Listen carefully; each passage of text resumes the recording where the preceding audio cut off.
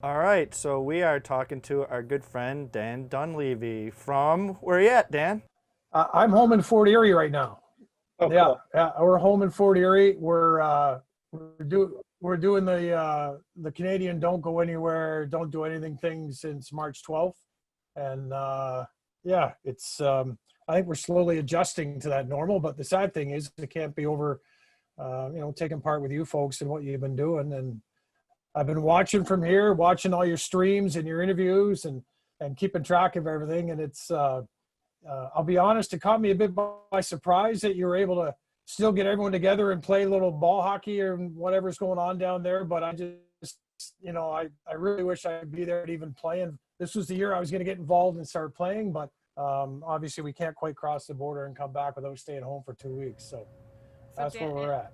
Dan, do you have any advice for us? Any pointers on our broadcasting? How have we been doing?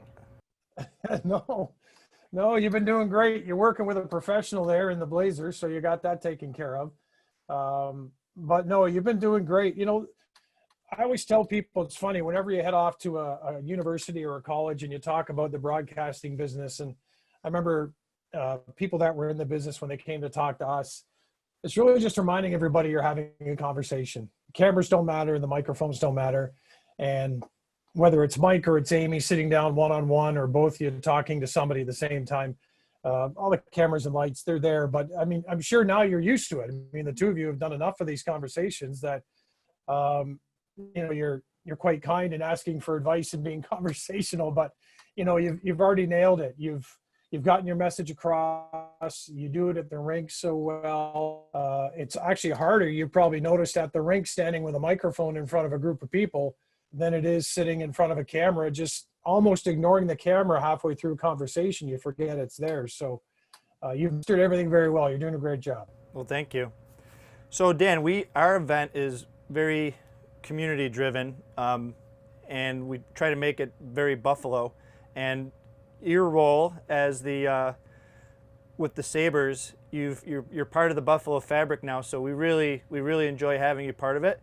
I'm not sure everybody knows your hockey background and how you got to be with the Sabres. Do you mind talking about that for a Yeah, moment? no, not at all. First of all, I remember when I was contacted, and I think it's GJ's asking if I'd be involved in any way, shape, or form with what you were doing there in Buffalo, and whether you're in Buffalo or Pittsburgh or Tampa or New Brunswick up here in Canada, I never would have said no, because what you're doing is the right thing. And as we've seen, it's just a really it's a human story that we can all get attached to. I mean, even if you don't have someone that's battling this disease, you still have a way to attach yourself to it. So I would have said yes, no matter where you are. I think what you're doing is great. So I thank you for acknowledging that.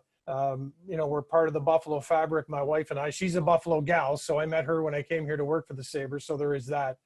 But the hockey part of my career started actually not far from where you're sitting in St. Catharines, Ontario. So I went to school in Welland.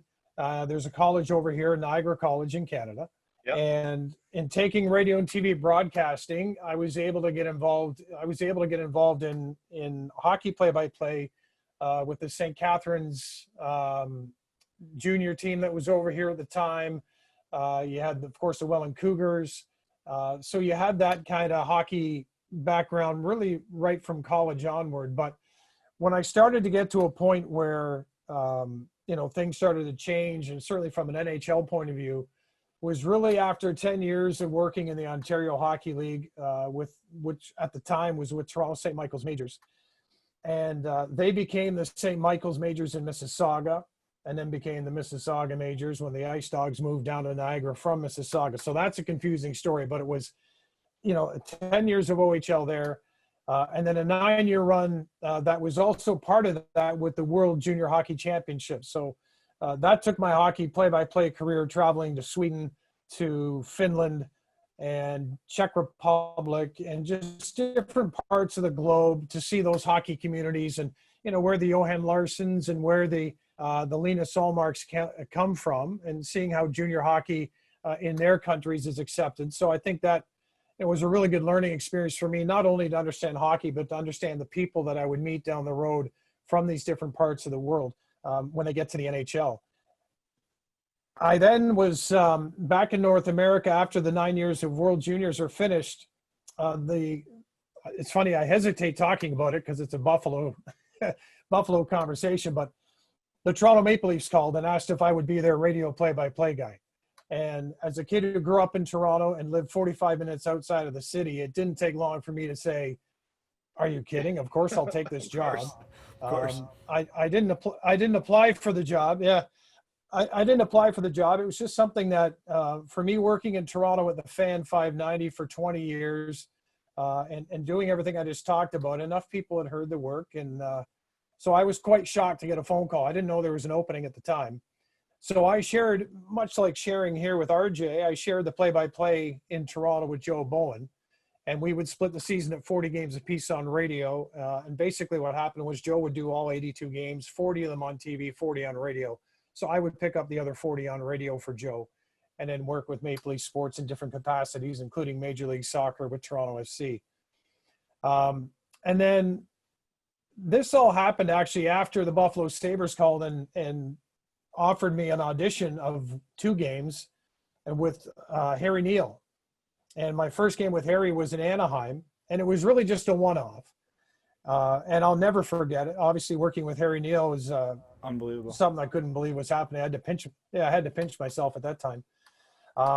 But after doing those couple of games, the Sabres went a different direction with their play-by-play, and with RJ, I think at that time he was giving up 35 games a year, just starting to back off a little bit from travel and what have you. So I thought the Sabres opportunity was done. But then when I was working with the Maple Leafs 2 years into that contract, I got another call from Buffalo, and they asked if I could get out of my deal in Toronto and actually come to Buffalo. And they had said they had some pretty good feedback. And listen, when you've got Rick Jeanneret sitting there calling a game one day, everybody hopes RJ's calling the next one. I mean, that just comes with the territory. But they said they had some nice feedback from people that didn't mind how it sounded with this other guy from another city. And they asked if I'd come back and consider working with Rick until he's ready to retire. And I took 2 seconds to say, yes, I'd love to do it. And that's where we're at now. I think about it often. Amy and I go to Sabres games, and certainly if we're not there, we're listening either on the radio or TV.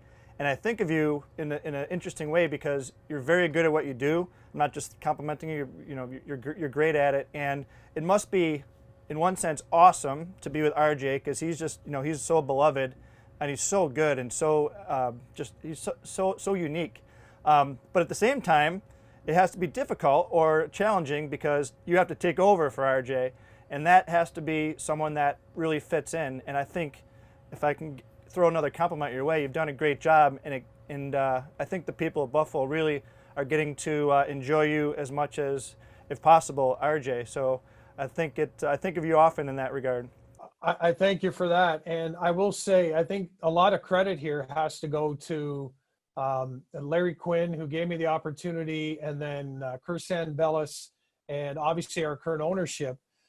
They came up with the plan, and I'm sure RJ had some say in this. I mean, RJ, he runs the show, right? It's RJ's show. But whoever came up with the idea that instead of just having Rick go until he's done, and then bring in whether it be Mike, Amy, or Dan to be that next person to fill that role. You're not going to fill the shoes, but you're filling the role. Yeah. So, but you're not filling his shoes, you're filling the role. But the way they did it, where it was a gradual, from I think the first year I was in Buffalo, it might have been 25 or 30 games. Then we went to 40 games, and now we're at a 50-50 split. And it's now been 7 years because, as we know, RJ decided he's going to keep going because he's feeling good and he's feeling better than he was a few years ago, thank goodness. Kick catcher's butt. He's decided to keep going. So what was initially a 3-year plan became – yeah, exactly. So it became a 7-year – this is where we're at, and I'm extremely happy to be here. And to your point, it's funny because it's a lot of times listen, it's not – any different than people who have a different kind of challenge thrown at them, and it just kind of comes out of nowhere, and you learn how to adapt to things. So initially for me, I thought, well, should I be looking somewhere else for work? I mean, if Rick wants to keep going, I don't want to stand in his way. And I don't want the people of Buffalo to think I am the guy standing in his way. I mean, there is that perception you worry about.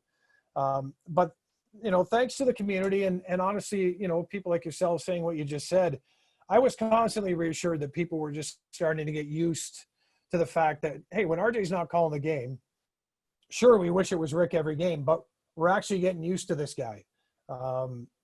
We don't mind hearing Dan call a game. And I think it took 3 years to get to that point for some people, and some people might still not be there, but I'm okay with that. But I have to give credit to the team that I think it was a good plan to ease somebody else in. I'm thankful it's me. But I think the fact that they eased that transition along was a really smart idea. I mean, play-by-plays, they're not easy. I mean, we've done a little bit of it this last couple, few games, and we obviously don't know all the players' names like you would memorize before a game, but how do you... And they're all number 11. And they're all number 11, so we really can't call it. We could call the people we know out there. They're not wearing helmets, so we can see their faces that we know of. But, what is the trick? What is the trick to, you're announcing, last names of teams that are from all over the place? Those Polish names and Russian names. Well, first of all, I'll be honest. I mean, that...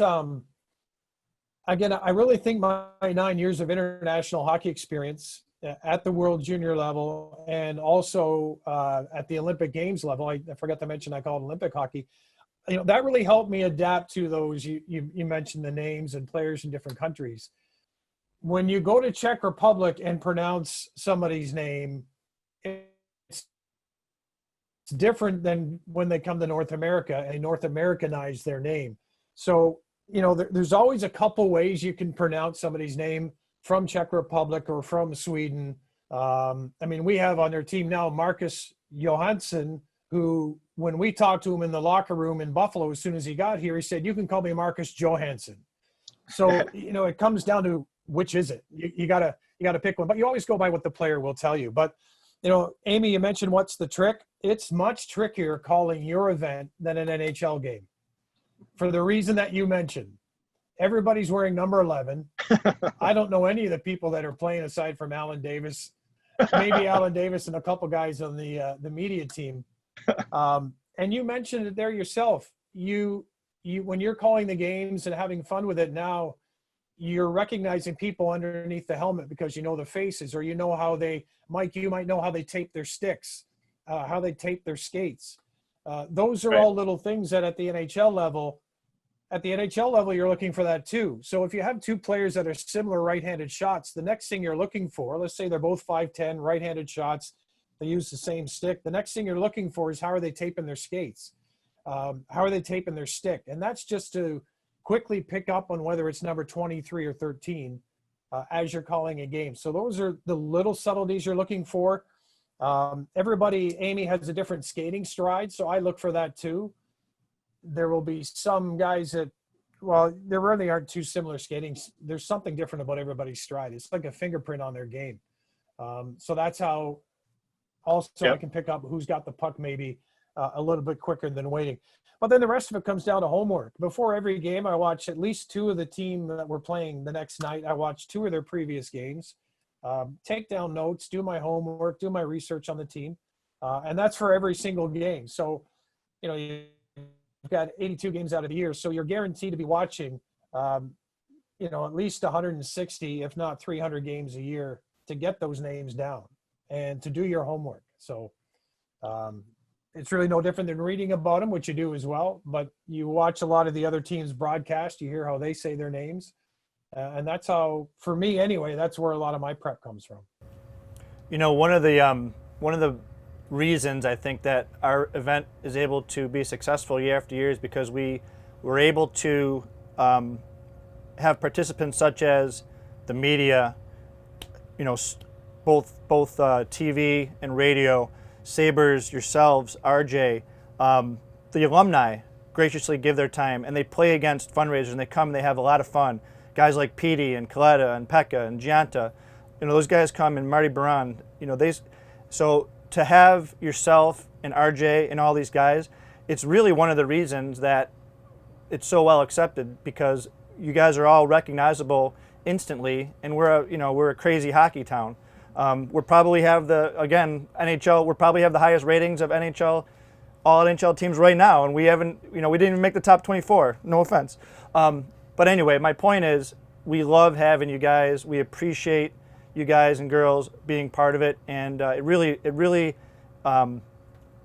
helps to keep people interested and to raise money for our beneficiaries. So Amy and I really appreciate it, and we thank you from the bottom of our heart. Well, I thank you for having us get involved on behalf of everybody with the organization. At the end of the day, when you look what you've managed to do, you have become such a fabric. You talk about being a fabric of the city of Buffalo.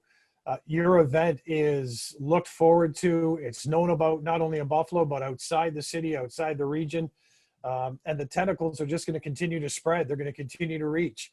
Anything we can do, obviously, in talking about it with our role and with our platforms that we have, you can count on us 100% going forward. That will always be there for you. At least I can say that for me. There's not a chance that I'll say no anytime you come asking.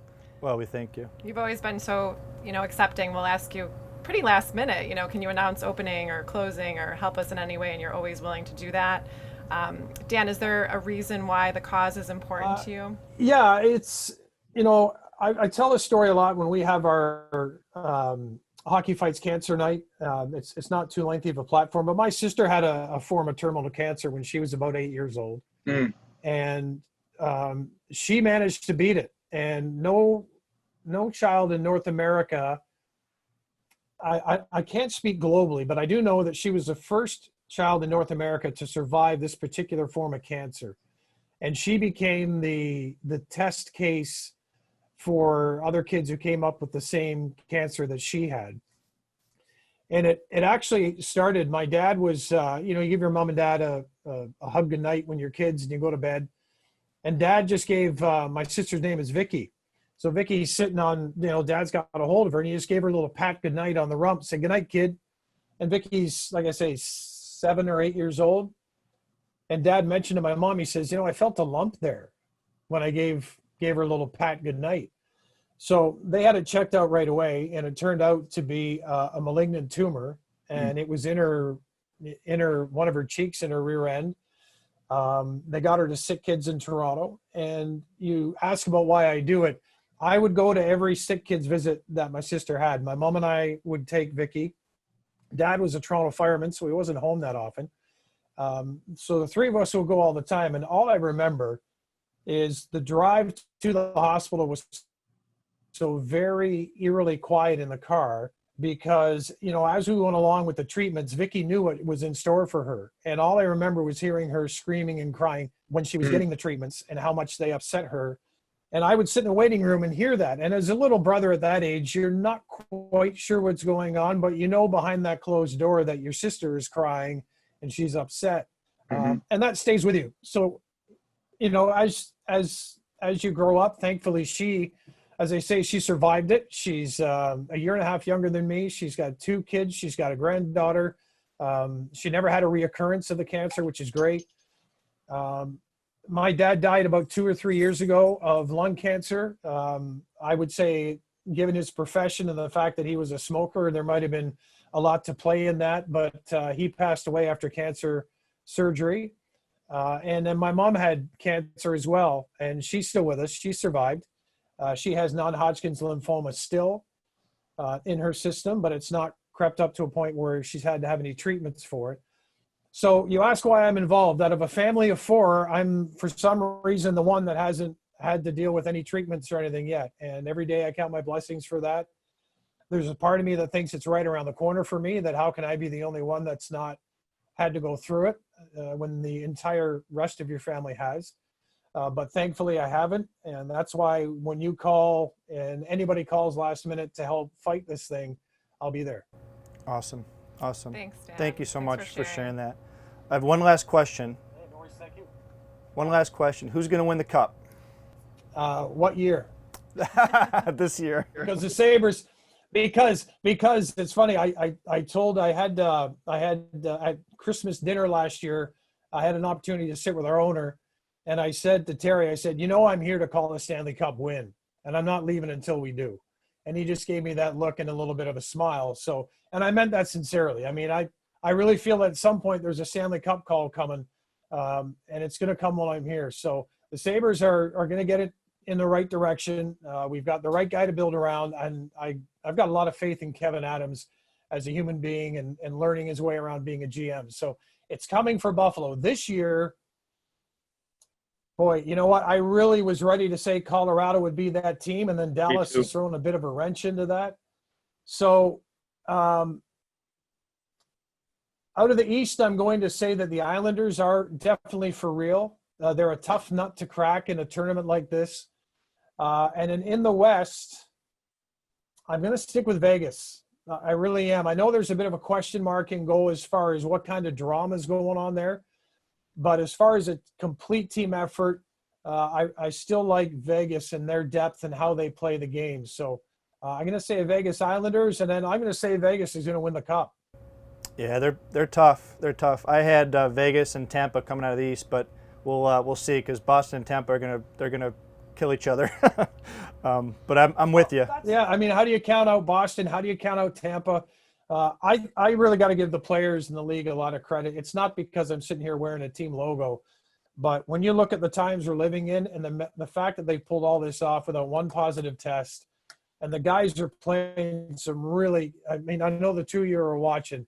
If you can ignore the fact, because I think we've gotten used to the fact there's not a fan in the stands, and with the little bit of crowd sound on the broadcast, the intensity of the games, I think, is right there where it would be if fans were in the stand anyway. I mean, guys are drilling each other. They're blocking tons of shots a night. I think the playoff hockey is no different. It might have taken some time for guys to grow into it, but I think they're there. So I'm with you. It's tough to call a winner. We have fans in the stands here. I don't know if you saw that on the live stream. They're made out of cardboard. Yeah, I did see that. I did see that. And I also saw, actually, I don't know if you know this, but up here in Canada, where we've been ultra, careful about everything. And as you know, the quarantine rules have been very strict up here, and it's worked for our country. But last night in Montreal, they actually, for the first time, allowed fans into a pro sports event. And it was the MLS soccer game between Vancouver and Montreal. I believe they might have allowed only maybe 250 fans in the stadium. And it's nowhere near as big as Bill's Stadium, or it's nowhere big as KeyBank Center. But it was a small step forward. And hopefully nobody goes home and winds up being sick from that, and we can start to creep forward here a little bit. So, hey. Small steps, everybody. Small steps. Yeah. We'll get there. Well, Dan, on behalf of Amy and I and everybody that is involved in our organization, thank you very much. We look forward to seeing you and hearing you at the arena sometime soon. Thank you very much for having me. I appreciate it. Keep it going.